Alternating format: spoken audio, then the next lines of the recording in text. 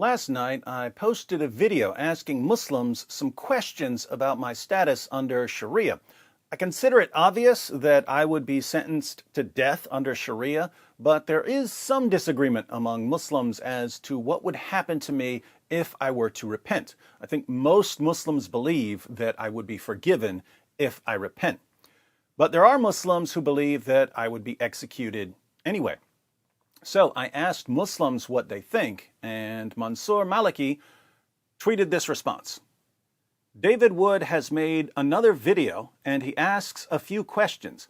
I have the following conditions for responding to questions from him. 1. You don't insult Islam or the Prophet or make sarcastic remarks in the question. 2. You ask politely. 3. You don't misquote my reply.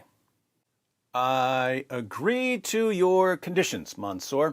I'm not insulting Islam or Muhammad or making sarcastic comments here. I'm asking politely, and I won't misquote your reply. In fact, if your reply isn't too long to quote in its entirety, I'll quote it in its entirety. I'll even go a step further.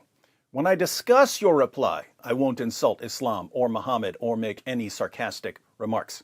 I'm agreeing to all of this because I am legitimately interested in what you have to say about this issue, and because I have no reason to think that you're trying to deceive me.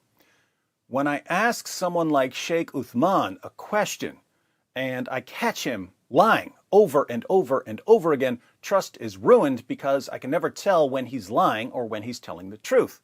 But when I see someone calling out and exposing other people's lies and demanding honesty and integrity, well, that sort of person is just much more credible and more worthy of an audience.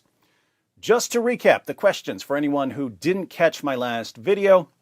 Question 1, what is my status under Islamic law? In other words, if I suddenly found myself living in a country governed by Islamic law, what would happen to me? Question 2, if I repented and even converted to Islam, what would my status be under Islamic law? I did ask a third question in my video, but that was mainly for Muslims in the comment section. I'd be much more interested in Mansur's response to the 2 questions I asked here. All right, those are my questions. I thank Mansur for agreeing to reply, and I'm looking forward to reading what he has to say.